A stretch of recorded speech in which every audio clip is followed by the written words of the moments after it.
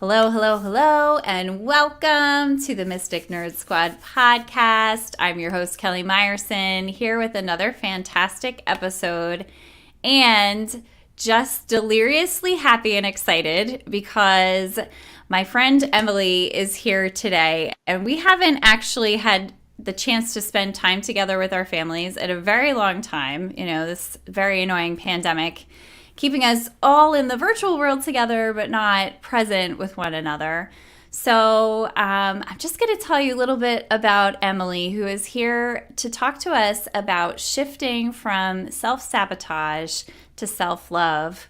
And so Emily is a serial creative who loves to find beauty in all things. I love that as a start to a bio. I think that's such a gorgeous way to start it. She holds degrees in music performance as well as apparel construction and has dabbled in facets of the creative space in between. Not feeling that any of those fields were home, she began questing for her true calling. After many external trial and errors, she realized she needed to look within. Emily is now the program director for Honeywell Arts Academy, a full scholarship summer program for emerging artists, and general manager for the Philharmonic of Southern New Jersey. She lives in New Jersey and is married to her best friend, Ranaan, and mama to two silly boys, Roderick and Erwin. And oh my gosh, I'm so excited to have you here. She is a fantastic mom, and I think, if anything, creative is the perfect descriptor for you. Thank you so much for coming on the podcast. Thank you so much for having me. This is really wonderful. I'm excited to be here. It's such a dream for me to be able to do a podcast and to really highlight very special people in the world. And getting to do this with people who you personally know in your life feels so truly incredible and amazing.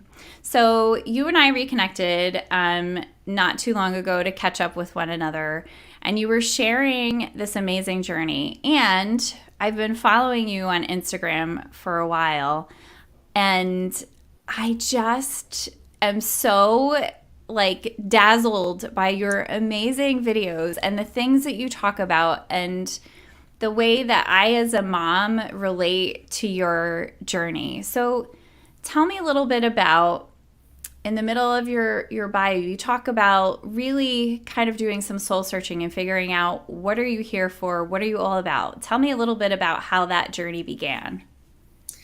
Yeah, it's really interesting because I don't have a lot of people close in my life that I've known through this whole stretch of time. And you were one of those people that, that you met me and knew me when I was, really struggling internally. But, I like to call it like the sitting duck, right? I also play the oboe and it has a very duck sound. So I like relate to that very well. But just sort of this image of someone who looks like everything is totally fine, but is frantically paddling underneath. And, I was struggling with how do I find happiness? I wasn't happy with my degree, or so I thought. Being in music, it's very stressful, and just the constantly striving for perfection, and just real and not realizing that wasn't realistic or attainable. And I think for me, when I became a mother, I started to realize, because I was seeing these things happen to my own kids, it's like, wait a minute, no, this isn't attainable. These standards that I was putting on myself, I kept saying to my kids, well, nobody's perfect, and you're going to make mistakes, and this is how we learn through life, and isn't that beautiful? Because if we weren't learning, then we wouldn't be growing, and all these kind of things. And then finally one day I was just like, Emily, you're not even telling yourself these things or believing these about yourself, or allowing yourself to fall down. You're not allowing yourself to show that, things aren't always perfect. And so it really took that honesty with my kids to realize that I needed to be honest with myself. And so that's really where the journey began, and Oh my that's why I gosh. think I'm passionate about, mothering your own inner self, to find what makes you happy. Oh my gosh. I relate so much to that, especially the piece of perfectionism, and that, it's not attainable. And yet there's so many of us who grew up feeling like we should be able to attain it. Well, and I think it's such a valid point. And then the other thing is, you're putting it on yourself, and I think that was another realization I had to come to was, Emily, you are sabotaging yourself from all of these goals and all of these things that I kept feeling like I was never quite good enough, or oh, well, you almost made it, but not quite. And I realized, I controlled that. I had the power to say, you know what, this is going to be the time, Emily, that, it might be hard, but you're going to keep pushing through and, just challenge yourself and reframe the questions and reframe the situation just as you would with your kids. Oh, they didn't really mean to steal the blocks. They were just interested in having them for themselves because X, Y, and Z. These scenarios that I kept creating for my kids, I really kind of dumbed it down in my own life. And it's like, oh, that mom didn't call you back because I also socially, it began to spread into every facet of my life, socially, career wise, just sort of everything. And it was making me become quite a hermit because I was just so embarrassed of like the person that I was, and I wasn't who I thought I would be. And my life seems so wonderful because it is. But I was struggling on the inside. So to be able to, just bring that, so like dial it back to, this person isn't contacting you because they're busy. It's nothing personal, and kind of reframing things just as I would with my kids for myself and making it that simple. Yeah, I absolutely love that because I think there's so many ways that it can become really super complicated. And like at the end of the day, if it becomes, okay, so if these are the pieces of advice I'm giving to my children, why can it not also be the advice that I'm giving to myself? And the concept of in your adulthood, and especially as a mom, like, okay, I'm going to pause for a minute, and there's like an inner self who is coming out who really feels insecure, and that's sort of how I'm existing in my mind in the world. And so why can't I then? Okay, I'm mothering two children. Why can I not mother a third at the same time and heal Yes, all I'm already these? here. I'm here. I'm doing it anyway. Might as well just add another kid into the mix with my own inner child. I so love that.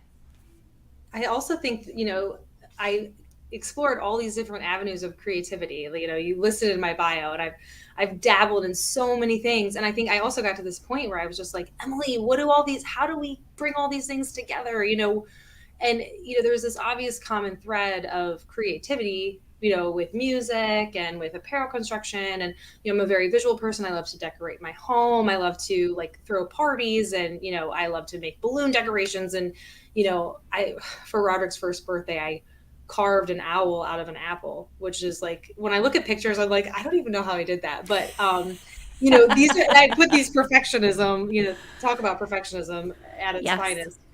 But I looked at all these things, and obviously being creative was something that came very naturally to me, and something that I was excited Mm. about. But some of the pieces of music really didn't work for me, just like I was saying before, sort of the competitive nature. And it caused a lot of anxiety in my life. So that didn't work. So nothing quite felt right. But now I'm at this place where I'm dabbling in all those things. I'm general manager of Philharmonic of Southern New Jersey, which is a volunteer orchestra that, the average player is probably like 75 or something. I mean, these people are so wonderful, and they're carrying music through their lives because it makes them happy, and they're purely there for the joy of it. I teach a little music class at Erwin School. So I also teach, music to 3-year-olds to 6-year-olds. And then with the emerging artist piece, it's like I'm being able to connect people. And Mm. that's where I realize is my superpower, is connecting with people and inspiring them to be happy and see the positive in situations. And it took the creativity, and the winding path to kind of have all those pieces fall into place.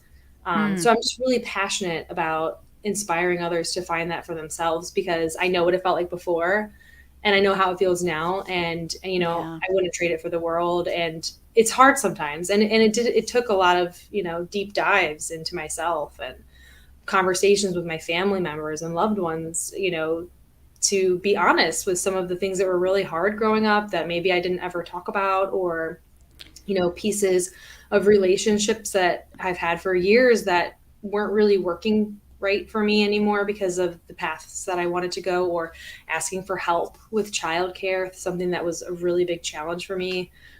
So kind of just being vulnerable and open to receive the way that I was being guided. And so I just love helping people find that for themselves.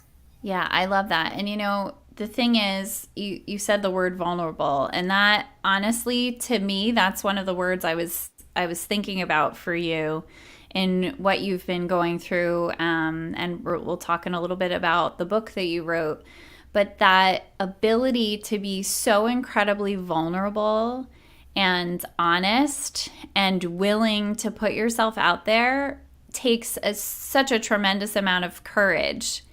And so you've literally done the 180 of just kind of hiding within yourself to just being, I'm going to be full out who I am and I'm going to speak my truth.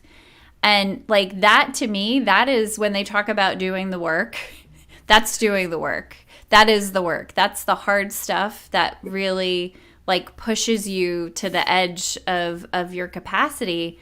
But I think what's so tremendous about that is that you didn't only do it with yourself in mind. You were like, well, I know that I'm not the only girl who grew up this way and felt the way that I did. And there have got to be more girls and women out there who could be inspired and challenged in a good way by hearing somebody's story. So what made you feel like, you know what, I'm gonna be loud and proud with my story and I'm gonna share it out into the world? It's funny because I think to me, it's almost easier to share it than with people. It's easier for me to post a video on social media than it is for me sometimes to call my mom and say, hey, this is how I'm feeling, because, I don't want to let them down. So, it just, I think it festered for so long that it kind of was like so big, it just was exploding out. And it just was something that really needed to be shared with others. I also, through all of this time, I really haven't done a great job of creating a community for myself. So I was very isolated and really embarrassed about sharing with anybody because I never felt close enough for anybody, to anyone really, besides, like my husband or things like that. But I really was looking for this sort of female connection and female friendships and mothers and just people who were sort of understanding more of the logistical life that I was leading and some other pieces. And it was like the only way I'm going to find these people is if I tell people that I'm having a hard time. It's like the only way I'm going to find the connections that I'm so desperately seeking is to say it out loud, because I tried the like just, holding it in and figuring it out method, and this wasn't working. So, just being a detective to myself. And I've always loved helping others, from the time that I was a little child. In every job I have ever had, it's always been, I remember like answering phones at a gym, and I was like the assistant to the owner, and I was just like, it was, not my ideal job, but I just kept telling myself that I was helping her. I was helping her be the person that she wanted to be. And so then to me, it was fulfilling. So in any capacity where I'm involved, I can put that spin on it. It makes me feel good. So to think like, okay, Emily, feels embarrassing and you need to let it out because otherwise you're not going to find your people. If you can say to yourself, well, it might be embarrassing. You might feel a little bit icky and funny and, butterfly on the inside, but at the end of the day, you might help one person and then it was all worth it. Amen. And, that person is me too. Like I'm helping myself and I'm helping others. And, it's, said all the time, put your mask on first, like on the airplane, but it's true. Like if you can't give if there's nothing to give. So just really fueling myself and realizing that was helping too. So I think the two kind of go hand in hand and they fed each other, but it was sort of a breaking point where I was like, something drastic has to change. I have to do something. And helping others along the way is just like major bonus. Major bonus. Yeah, I agree with you. Yeah.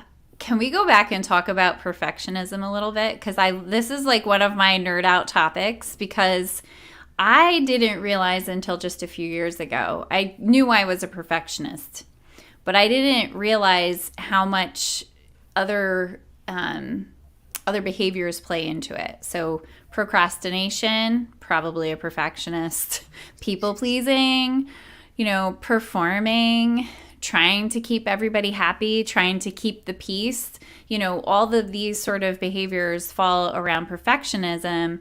And the big one that I didn't know anybody else had until, in my 30s, imposter syndrome. Does any of that relate to you in terms of perfectionism? Oh, all of it. Yeah, Yeah. pretty much all of it. I don't know. I'm not.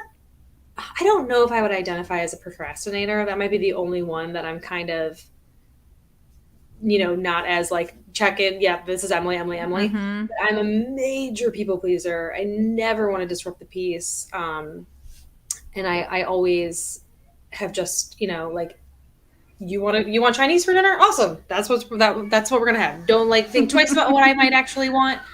Not part of the conversation, and just that was always my default. And it's still something that I'm working on, in many scenarios. And so it's not something that comes naturally to me, the non-perfection tendencies. And I don't know if that's conditioning or because I try to think about my upbringing, and I came from a wonderful, loving home, and really nothing of note, that was like so drastically off or anything. But I am an only child, so that probably plays into it. I know that birth order sometimes can play into that and things, but yeah, it's been debilitating, really debilitating. I majored in oboe performance, and I now play again, but I took a really long break because in my mind, if I wasn't the principal oboe of the Chicago Symphony Orchestra by the time I'm 30, then I might as well just never play again. And that's so sad. Yeah. It's like horribly sad. That's one position, and literally people like die, and then those positions open. I mean, people hold on to them. Right. That's like not a joke. I mean, it's crazy how they. Oh my gosh. They aren't. That opportunity isn't very frequent. Yeah. So to hold that as my standard, I self-sabotage myself before I even began, because I put this ridiculous expectation on myself instead of just like, be happy, have fun. Are you enjoying this? Is this fueling you in some sort of a way? Are you, inspiring others with your music and that makes them feel good? There are so many things so many other kickbacks that could have been recognized. But for me, it was like, nope, that's it. I'll just put it in the case. And I didn't play for at least 10 years. Wow. Because I was just like, wow. It's not worth it. And again, now I've started playing again, but to me, it's these pieces where I refused love for myself. I was erasing that from my life to the point where I was like, do people see me? I'm not sure if I'm even visible in the world, and that's where my book came into play, how to be seen when you feel invisible. Because I just felt so invisible. I felt so like if something happened to me one day, who would notice? Would there be a single person that would they mind? And I was like, this is really sad. This isn't a way to live. So that's when I started looking within and trying to make tweaks. Yeah. Well, and I think when you become a mom, like all of a sudden you're just so hyper aware of so many different things. For me, I felt like, oh my gosh, I just can't like get it all together. I can't get the organization together, the perfect setup of things, making all the right choices. Like, when do you give this food versus this? My kid doesn't sleep. I don't sleep, and I agree with you. I feel like that like sense of feeling supported and being able to rely on other people, I really had so much pressure on myself to do everything and to do everything really well. And if I didn't, like I was gonna ruin my child. That was it. Fail. That's like it's exactly, and that's a lot, to think of that. Like, I failed my child. If I don't do this perfectly, then. So that's a lot to carry. That's a big load. And it's a lot. All moms deserve hugs, I mean, instantly seriously. I'm like, oof, I feel you. You don't have to say anything more. I just meet you where you're at because, there's different stages, different, all of the mom things, because again, we're all unique and we all are people. And I think that was another thing that I had to realize for my kids. I sort of took this path of, well, I need to be like everybody else. I need to do this like everybody else because this is the way it's supposed to be. And I see this person and I like the way that person's life is. And I think that's the way I want it to be. But then I would try and it would feel so icky on the inside. And so that's when I finally was like, you know what? No, I'm just going to be me, and I'm weird and I'm awkward and I'm going to own it, and it's going to be great. And you know what? It has been. And sometimes it's really awkward and I say things that I don't mean to say, or like I'll jumble two words together and it'll be a word that isn't appropriate. And I'm like, oh, I didn't realize that was going to come out, so, it happens. But I allow myself to be human. Yeah. I love that. And I'm completely an awkward person, and it's totally fine. Like, I think I love awkward people. So if you're awkward, we can totally be friends because we're going to say something. I have a friend who identifies as awkward like I do. And we send each other memes all the time of like awkward things, Oh, I love it. Because I need to get on that meme train because, oh my God, totally. Because I do some really awkward things sometimes. But I can laugh at myself, and I don't know that I always could too. So that's the other thing. Like, oh my gosh, that's so funny. I did something silly, and we just move on. Yeah, it's so funny. I'm going to totally derail, but it's funny, so I'll do it. But a few days ago, I was talking about with my son about being embarrassed, and I was like, the most embarrassing thing that I remember happening to me. Okay, I was sitting in college taking a test, and it was completely silent in the room, and it was like those desks where you're sitting in the desk and like the table part is attached. And I was sitting with my legs crossed and I'd been there for an hour and a half. I finished, I went to stand up. I had no idea my leg was completely asleep. So it buckled under me. I went to lean on the desk to support myself. The desk crashed down, scared the whole room, and I ended up on my back upside down looking, and the professor was looking down at me, and my leg was asleep. So I then had to apologize profusely to the people that I scared half to death, to the professor who was not really sure what just happened, and just hobble my way out of the room. Oh my God. But yes, so that level of awkward in my life all the time. Yeah. All the time. Yeah. Would you like to share an awkward, funny story? Well, the most recent one is when I was at a meeting with, I took over this new role. And so I've been meeting with new people that I don't really know. And sometimes that makes me feel uncomfortable a little bit. I get nervous because I want to be perfect and I always want to do a good job. So I've been working really hard on that. But I accidentally combined two words, and it didn't, there was no context. It was completely out of context. Didn't mean anything to anything, but I just said BITCH, just it just came out. Just came out. I was just You're no, man, I was just oh, it was almost like a burp. I was oh, excuse me, or something. But it was very pronounced. There was no question of what was said. And this was my first meeting with this person, and I was just good. Oh, that's a little bit awkward. Okay. But, we just moved on and didn't really say much about it. And that's hysterical. Fun. And I think it's really 2 months ago. So, it just it happens all the time. Yeah. No, I know. It happens. I find now, at this point in my life, I'm I collect these moments as I got to share this hysterical tidbit with my friends who understand what it's like to be awkward, because I know that they're going to think that it's funny and get it. Yeah. I love that. I love it. I think this whole idea that we have to be perfectly polished all the time. And I even said to you at the outset of recording this podcast, I'm I don't edit my podcasts. And, for some people, maybe that's you just let it go. But I feel like life is unedited, and I like it that way. And I think things happen, sounds occur, blips.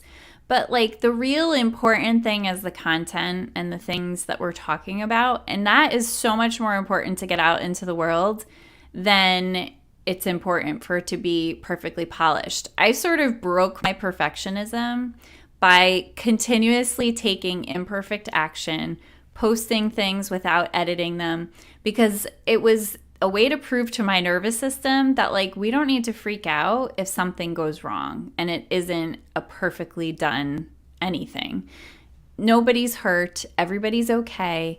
And so, like, I sort of broke myself out of that, stuck in the mode of it's got to be perfect. Because for me, perfectionism meant like not doing anything, not moving forward, or being so fearful that it wasn't going to be perfect that I procrastinated. So then it would be like, it wasn't that it was imperfect, it was that I chose to procrastinate and that it was a poorly done job because of the procrastinating. It had nothing to do with the perfectionism. But I realized later on, I was like, well, that was the perfectionism. That was me being afraid to put something imperfect into the world. So I'm like you said, like, could you affect one person? Yes. Then it's worth it for me to be like, I'm imperfectly out in the world and you're going to see the mistakes, and that's okay. It's okay. Absolutely. I couldn't agree with you more. For a period there, I sort of mourned the loss of some events and things I'd missed out on, and opportunities maybe I didn't take, all because I was afraid that I couldn't do it perfectly. And so, I talk about this in my book too. Forgiving yourself, writing yourself a note to forgive yourself, because it was something that I was really caught up with. Like, how could I do this to myself? To think of all of these things over the years that I could never get back. And I could choose to be sad about it, right? And I could choose to dwell in that. But I have an opportunity to change, and I have an opportunity to learn and grow and say, wow, okay, during that time, I was this way. I forgive myself for that. And I forgive myself for these missed opportunities, but I have the opportunity to maybe try to recreate them, or, get out there in other ways and imperfectly continue to show up for myself to say, hey, no, I have something important to say and I deserve to say it. And if you don't like it, please unfollow me. Like, go somewhere else. I'm not offended. It's totally fine. But to think that I could help someone else is just so meaningful. And, forgiveness is a hard one. It's a hard pill to swallow as a perfectionist sometimes for me, even with other people, to say, hey, I messed up, I'm really sorry. And so to even say that to myself, like, oh, Emily, we messed up a little bit on that one. Sorry about that. But like, we're still learning and we're still growing. And so, trying to look at it in that way. But it is life-changing. Mm-hmm. Oh my gosh. It absolutely 100% is. So let's talk about this book. I've been lucky enough to read it. It's beautiful. I mean, and literally, like, the content is beautiful, but it's literally beautiful. So tell us a little bit about it. Thank you. Yeah, I think, it's just sort of all the things that I would have wanted to say to myself at a stage that was really hard for myself. And so I thought other people in this same moment could be helped with it. And like I said before, I'm a serial creative. I just love every aspect of creativity. I love things that are functionally beautiful, doorknobs and things that like add character and whatnot. So I took the liberty of really putting that part of my personality into the book as well. And just, thinking of that as you would be turning the pages and things. So to kind of, it's literally my heart on paper. So much of it is personal anecdotes, and also personal tools that helped me overcome a lot of my struggles and things. So it feels really liberating, and it was really interesting sharing it with my family. Like I said, it's almost easier for me to share with the world as opposed to people that I care about, not that I don't care about the world, but that know me intimately and are part of my life daily. So it was very interesting to share it with my family, and to kind of, I am definitely, through this process, as I've been, I'm really into like different quizzes and gene keys and all these kind of things to really learn more about myself. And, I am on the introverted scale of things for sure. So having the opportunity to take the time to write down what I want to say and how I want to say it, because, I might slip and say something like bitch to somebody, and, that's like not what I mean to say at all. So, to be able to take the time. You're such a mom. I love it. So you're such a mom. You're like, I'm going to spell this so somebody doesn't hear me say this. If you're listening, I'm so tickled by that. That's hysterical. Shh, don't say bad words. And I have a piece, a funny story about that too in my book. But, it's just having the opportunity to take the time to really say what I want to say, and, to really just put it out there. I think we all have so many special gifts, and we all are uniquely different. And when I finally realized that for myself, I stopped feeling just kind of horrible all the time, to realize like, I do have gifts, and whether one person read it or a million people,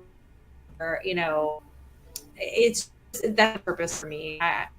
It's a challenge because we've talked about this in the pre-talk too. My husband is someone who's in the light, sort of in the limelight, if you will. And for a long time, I struggled with, well, why am I not? Or like, and anytime I had the opportunity to be, it didn't really feel right. And I was very confused with myself. How come this doesn't feel right? Because you want to help people and you want to connect, but I've just realized that I do it in my own way and I do it in different ways. And that's a beautiful thing. Yeah. And, so, again, it was just a small space for me to take them to say what I want to say, to put my life out in the world, and, to continue to evolve and show up for myself, for others. And, that feels really, really good. Yeah. Yeah.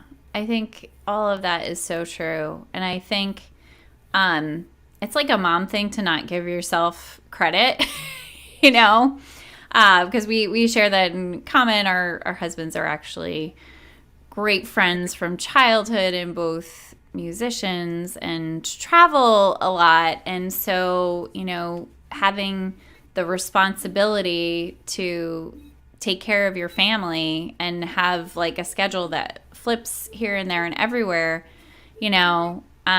I think sometimes we don't give ourselves enough credit for being able to keep all the pieces together.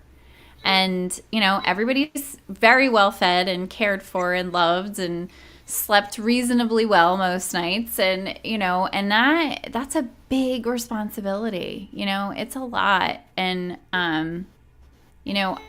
I feel like maybe you're the same as me. And like, I just kept at it, like just kept moving forward. I never really stopped to be like, Kelly, you're doing a great job. Look at you. You're rocking it. I was like, okay, what's the next thing? What do I need to do next?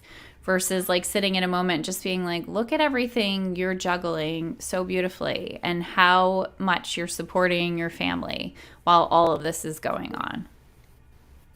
I definitely never to thank myself or notes. And I think part of that is the whole world around me was so different. And, their parents were there. I cooked dinner or had the groceries. Or, and then the other piece was always saying, wow, this was really hard. And so I'm like, oh man, this must be really hard, and it was, I was like, this is my life. I'm not even thinking, but this constant, repetitious telling from the outside world that, wow, your life is really hard. I was just kind of like, oh, I guess this is really hard. I don't know, And so like, I feel like that kind of played into some of my thoughts and feelings too. And just this, like you were saying, the stress of, especially in those early days, making all the decisions, if the baby cries, I'm the one that has to go get it. And what if I don't wake up, And so I would sleep on pins and needles all the time because I was having to make all of the decisions and be the person for all of the things. And,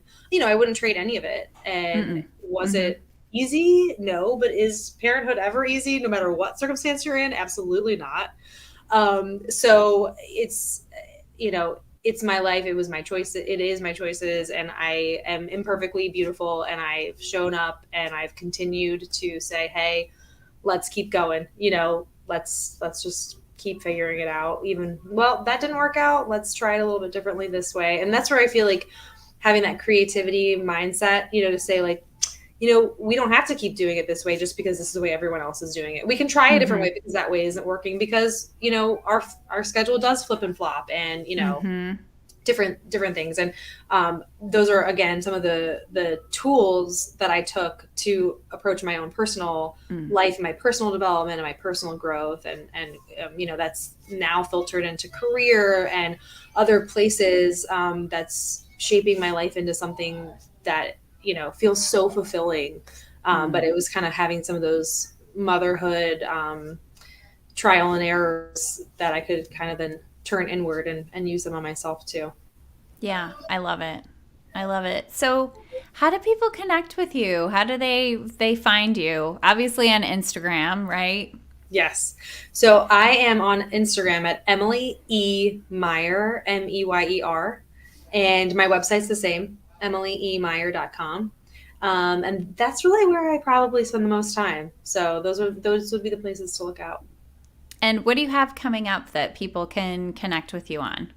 So my book recently launched, so you can connect with me there, and I have some other free resources on the website.